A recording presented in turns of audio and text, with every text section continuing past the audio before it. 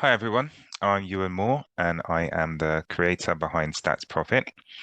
And today I wanted to discuss with you the psychology of football value betting and investing.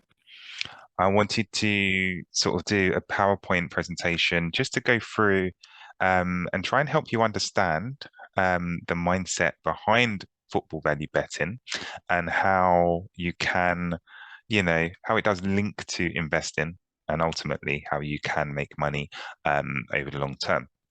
So I've tried to keep it short, but with enough information for you to get a sort of general idea of the concept. However, there is a lot of numbers, so just be warned that you may need to sit down and watch this without any distractions. And you may even need a pen and a pad to sort of practice yourself so you can see how it works. Okay, so let's go into the contents then. So, three main sections I'll be covering. We're going to look at football betting in general. We're going to look at the state of mind, and then we're going to look at value betting and have a couple of examples, so you can, yeah, hopefully understand. So, if we just start by talking about football betting in general and why most people sort of bet, um, I guess for me, my opinion is most people bet for, I would say, fun. I would say they bet for the thrill of the potential wins. It's also a social element to it as well. If you're into football betting and you've got a group of friends who are also into football, the chances are that a few of you will bet and sort of compare your bets for the weekend. And it's almost like who has the best knowledge. And yes, I think this is going to happen, and if it does, I know more about football than you do. So that's kind of another reason why people bet. Again, addiction. Some people are just addicted to betting. Um, and some people actually bet professionally as well. But I guess that's a very, very small percentage of people.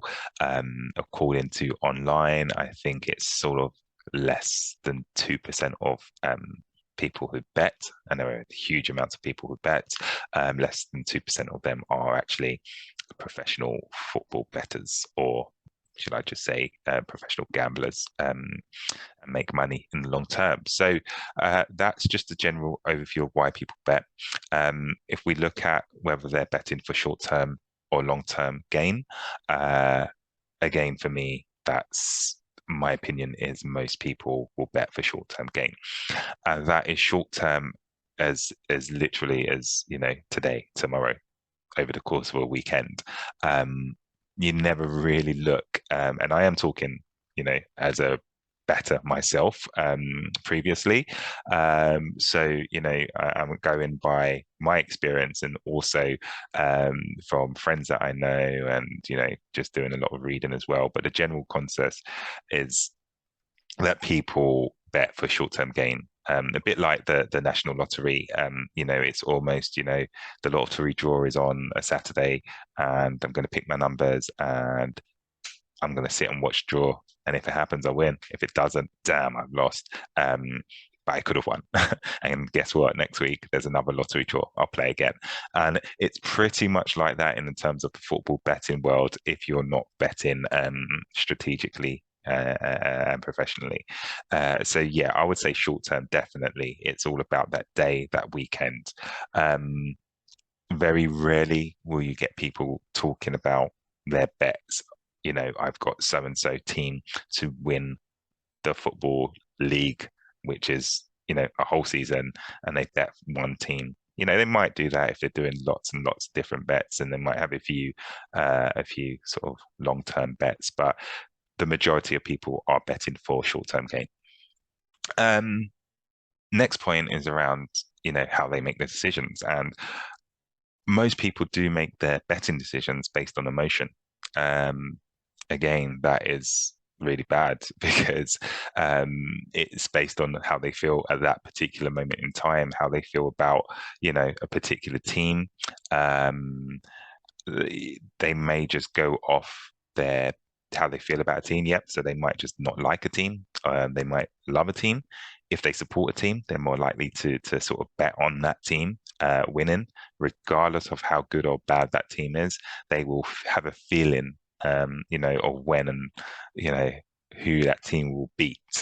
So lots of emotion can go into football betting, and you know even if they're trying to look at data and they're trying to look at league tables and follow some kind of method behind them picking and making their decisions, it's still an emotional based decision. It's still how they're feeling about something. So if they're just looking at the form table or the league table and they're seeing a team higher playing a team lower, they might think, oh yeah, that's going to win. And again, it's a thought, it's a thinking, but it's all based on emotions and how they feel at the time. Um, Next point is around them focusing on the potential reward. I hear it all the time with people who bet. It's all about, you know, this is how much I could get back. This is how much I could win. You do it yourself when you're playing a national lottery. I mean, I do it with Euro Millions, every time there's like a 50, £100 million jackpot and, I might decide to play. I'm already thinking in my head, wow, look at that jackpot. I'm going to play, even though I know that the odds are stacked way against me. But that's kind of, what football bettors do. Um, I've seen it. They will, show you the bet slips and you'll see the potential payout, and then you'd look at the teams and you'll be like, yeah, and then they'll take it step by step, sitting there for the whole day, ticking off their bets as the teams either win or lose. Obviously, if they've got an accumulator and one of the teams lose, then their whole bet's messed up. But it depends on, what types of bets they're doing. Um, but the key thing for me is bettors having a lack of understanding around odds and probabilities. It's very rare for a casual bettor to fully understand, how odds work and how probabilities work. It's mainly the advanced and professionals that really understand, but the amateur bettors, the casual bettors, the ones in it for the short term, every weekend, they don't really understand what's behind the numbers and how it all works. So that's really a summary of people, the majority of people in football betting. So it leads me on to the next point, which is really about the state of mind. If you're going to use football betting for investing, it all starts with the mind for me. And you need to have that mind shift. And it's very hard to, even though I've been there myself and my mind shift has changed, it is very hard for it to change unless you have a sort of passion, a belief, and you've sort of done a lot of reading and research behind it. So I'm not saying your mind cannot be shifted, but it's very difficult to shift. I don't think I could go to a casual bettor and explain the mindset of how you can sort of make money long term, and they won't get it straight away. So that's what I mean. It's not something that you can just switch on and switch off. It takes really a lot of thorough research and even practicing, like I was saying at the beginning, in terms of having a pen and a piece of paper and almost like a maths test, and really getting to know and understand probabilities, odds, and how they sort of all sort of align. Um, so you've really got to start by having an investor mentality. And what do I mean by that? I pretty much mean you've got to see this as a long-term approach. You've got to see this as more than just football betting. In fact, don't see it as football betting. You have to see it as investing. And you have to see it as, I've got a chunk of money that I want to invest. I'm going to use a particular money management strategy that's going to protect my investment, but make sure that it is rewarding and it does grow slowly and steadily over time. So you've got to have that sort of mindset, because if you don't have that mindset that this is a long-term approach, you'll be out, you'll quit before just a couple, not even a couple of months into it, you won't fully understand it. So you've got to understand the numbers, and you've got to understand that this is an investment. It is a long-term sort of approach. There is a strategy behind it. So you've kind of got to have that mindset. If you just have the football betting sort of mindset, and you don't have that whole investment sort of side, it would be very, very, very difficult. And alongside that, you've got to be resilient. Um, and by resilient, I'm talking about when you're experiencing sort of the highs and lows that investments in general experience. So we all know that if you look at like some kind of investment type graph, it generally is like that, whether it's got an upward trend or you'd hope your investment has an upwards trend. If not, it's going to be a bad investment. But with all sort of investments, they have trends and they have peaks and troughs, and it's the same with football. There are going to be times you're going to be winning, and there's times you're going to be losing. But the aim is overall, over the course of a whole football season, that you're going to be up in terms of profit. Um, but for the lows that you might experience and the losses you may experience, that could come anytime. And you don't really know when throughout the season it's going to come. It could be coming at the beginning, it could come it could come at any point, is my point.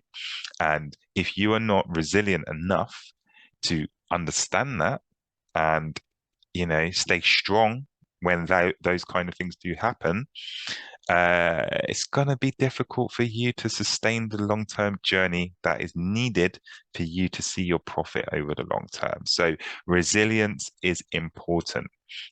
If you are not somebody who is strong and resilient, it's not even for you. So I would not even be thinking about investing in football. I wouldn't even be thinking about any long-term investments if you're not resilient, because you will see your money fluctuate over time.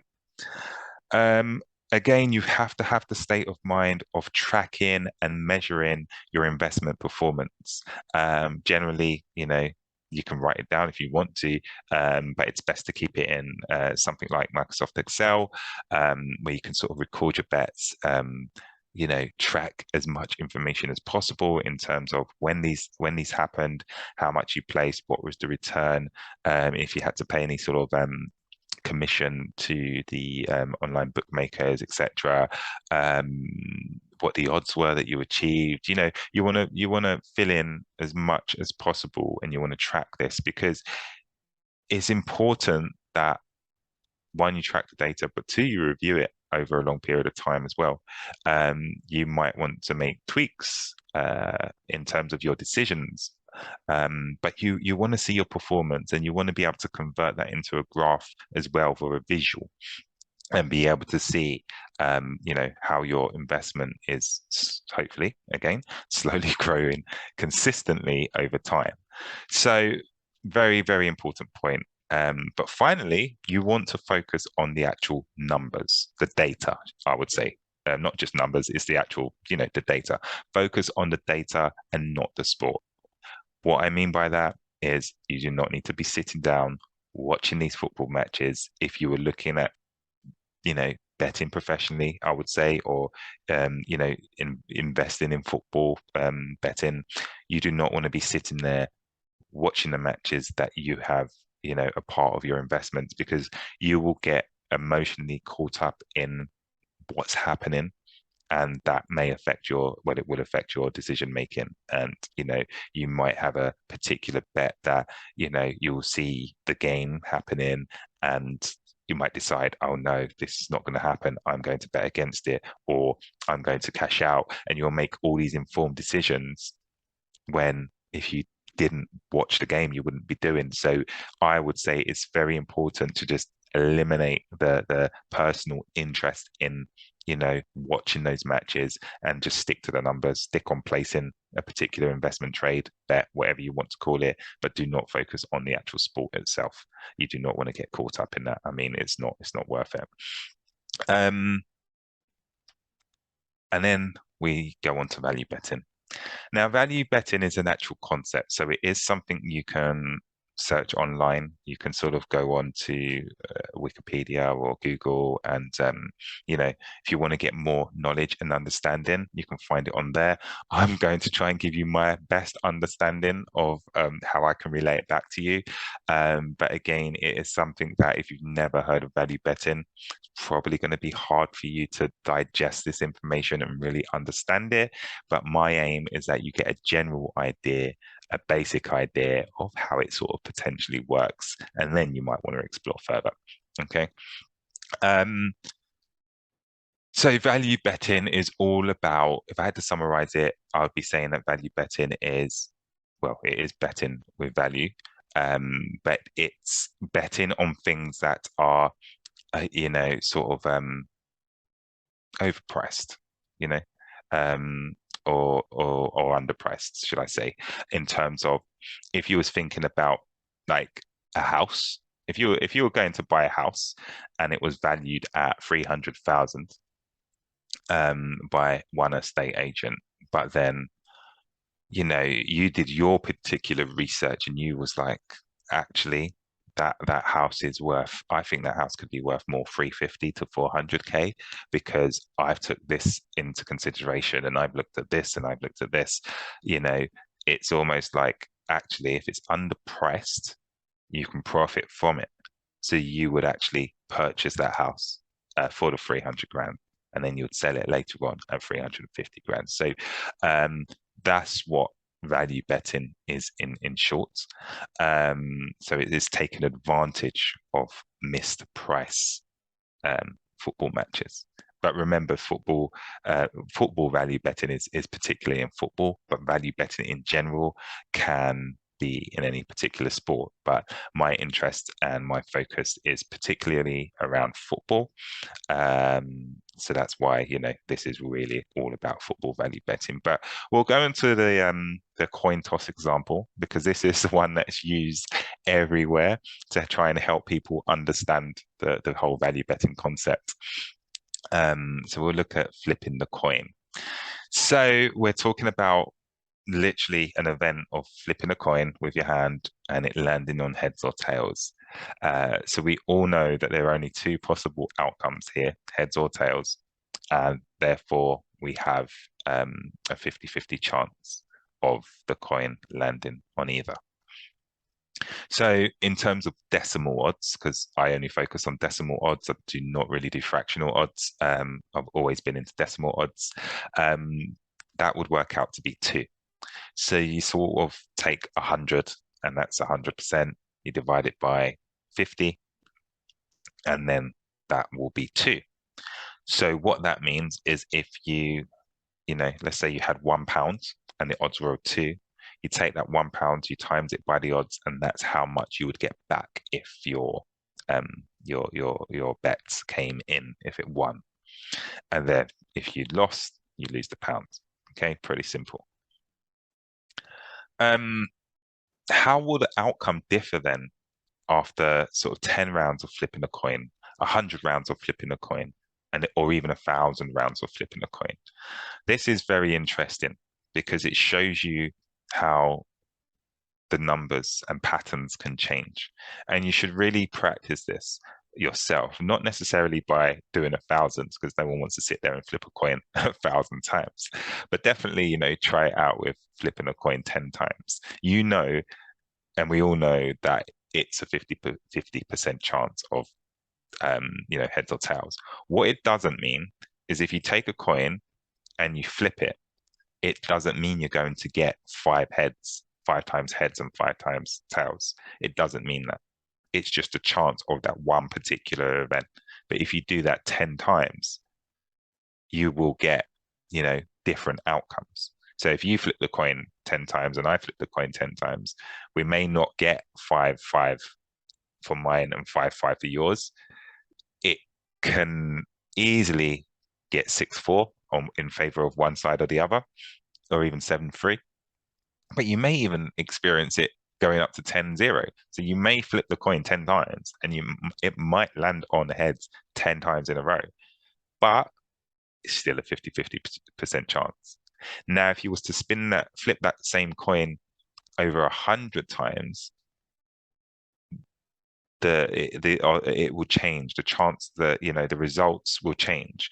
And what sort of happens is the more times you flip the coin, the closer the number is going to get to the 50% chance. So if you do it 100 times and then you do it 1,000 times, it's the law of averages. The more times you do it, the more you're going to get to your accurate sort of towards your accurate chance. So the purpose of me explaining that is because if you just think about football, if you was to do 10 matches, 100 matches, 1,000 matches, it's the same sort of method. You're more likely to get towards your average the more volume that you do the same type of event. Okay, so the second part of this is to really take £1 stake, and put that on each round at odds of 2 for heads or tails.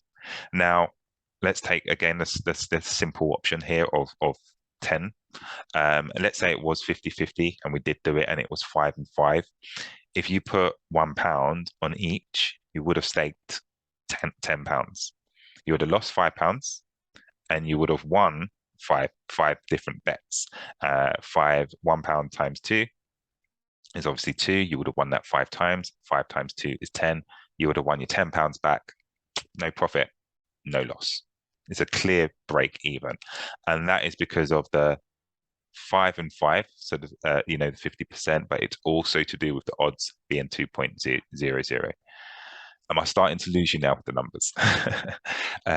Again, you can rewind, watch this again, sort of get your understanding, but try and stay with me. Okie dokie. So if we go into looking at bookmakers on the sort of coin toss example, bookmakers will never offer you fair odds on an event such as a coin toss because there would be nothing in it for them. They have to make a profit and they have to factorize their profit into the odds.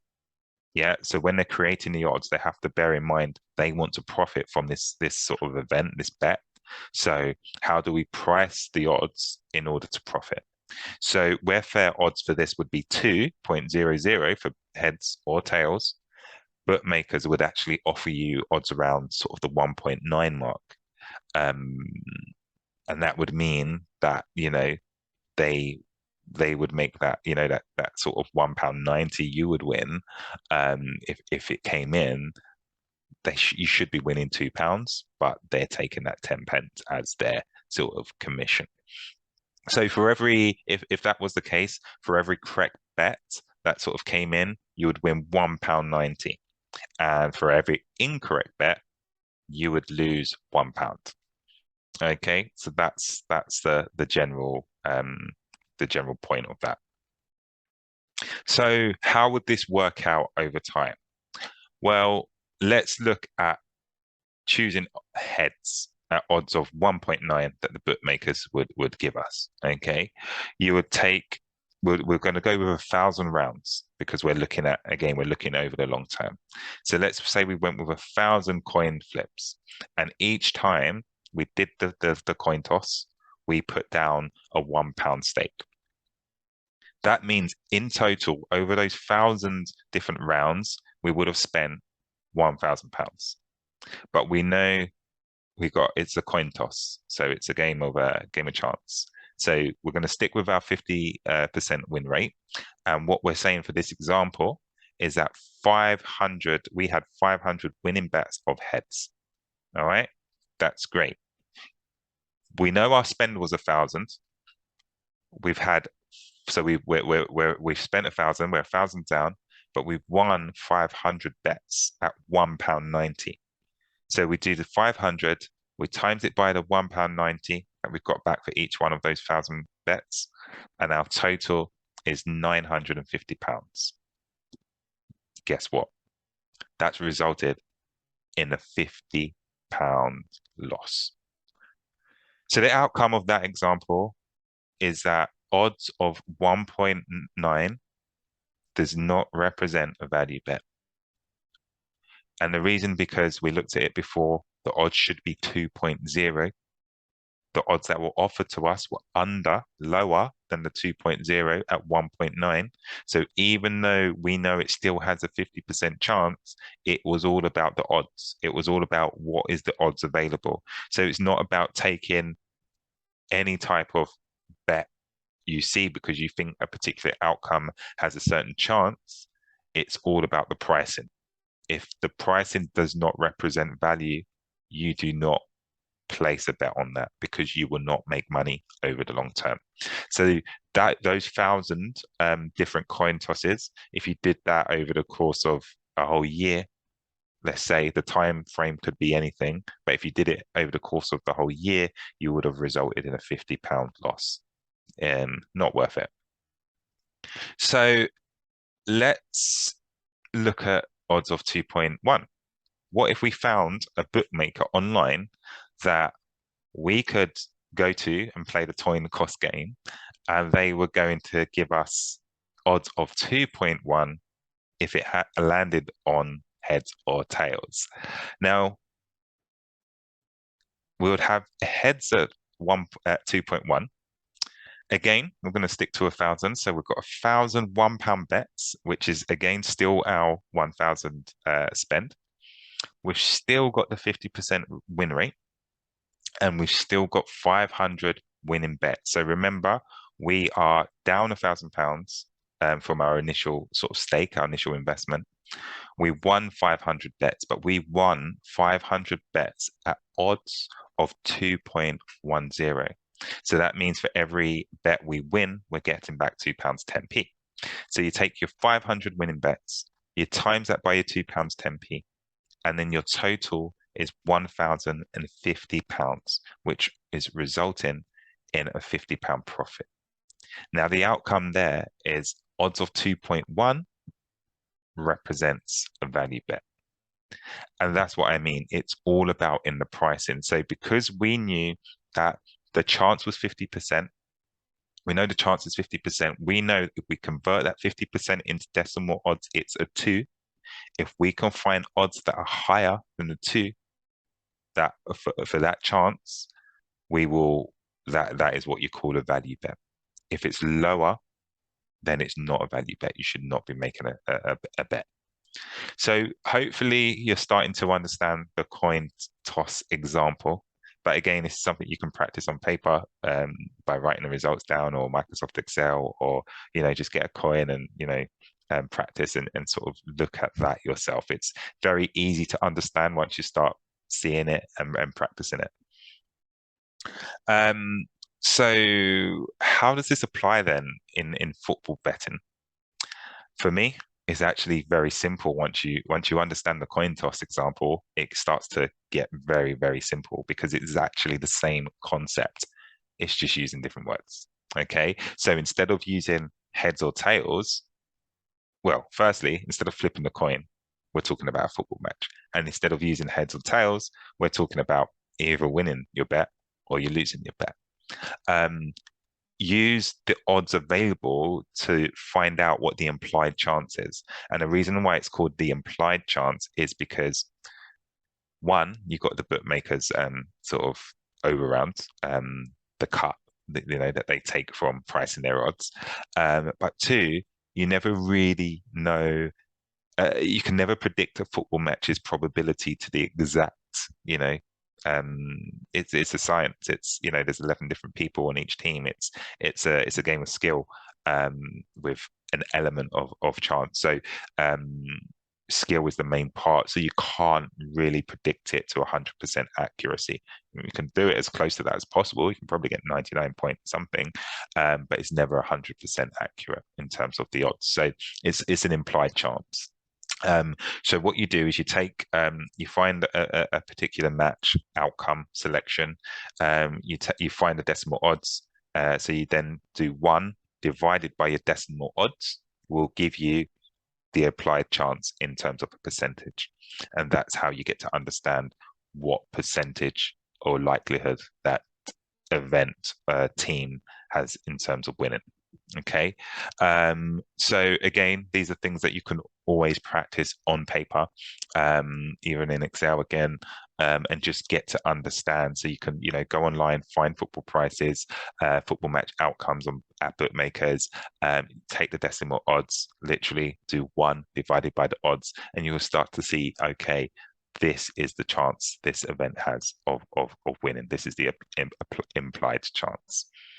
And if you do your data and your research, that's when you can take your chance and compare it with the implied chance. And then you can sort of use that to work out whether or not that is a value bet. So that's how you sort of take the coin example and translate it into football. Okay, so now we've got uh, another example of taking that coin toss and translating it again into a football example. So let's say that you analyze football statistics across an entire football season, and you manage to find 200 football matches where Team A had a 50% chance of winning against the other team. Okay, Team B. Now, the problem is here that although you found 200 matches, you actually found that 100 of those matches represented poor odds, which was lower than the 2.00. So, for example, it might have been 1.9, 1.85, 1.7. And therefore, because you understand value betting, you decided not to place any money on those matches because they didn't represent value. But then out of the 100 matches that were remaining, you managed to find odds of 2.1 for the remaining matches. Okay, so you decided actually these matches are value bets, and I'm going to stick with these, but I'm not going to bother with the other 100 because their odds are way too low. So Team A to win, odds of 2.10 on each of your 100 bets. Again, I said 100 in the description before, but it says I've done the example on 1,000. I mean, it's the same thing. So let's just stick with that. Then we've got 1,000. We've got £1,001 bets. Again, we're looking at £1,000 spent. We got 50% win rate. We got 500 winning bets. That's for Team A. Then we've got 500 times your 2.1, so your £2.10 results in £1,050. Again, that's a £50 profit. So the outcome is that odds of 2.1 represented value betting. Okay, so that is pretty much how you sort of use value betting to profit over the long term. And again, if you think about 1,000 football matches, actually that can take a long time, depending on what criteria you're analyzing matches and what you're looking for in terms of your value bets. So, the number of matches, there's not a specific time, but you need to understand that the more matches you can evaluate, the more accurate your data is in terms of your probabilities, and when you're comparing them to what the bookmakers are saying, your accuracy, the more you're accurate, the more profitable you will be in a sort of longer term. So that's it. I hope you understood the value betting concept. Again, it's hard to get your head around, but it's easier once you start reading more, once you start practicing the numbers. So yeah, have a try and let me know your thoughts. Thank you for watching this video. If you would like to subscribe to this channel, I'll be very grateful. Please put some comments in, put some likes in. Let me know how you found this information. And the football season is soon to start, so be prepared to follow my journey and watch me start with some capital and take you through the whole of next season with the my investment strategy.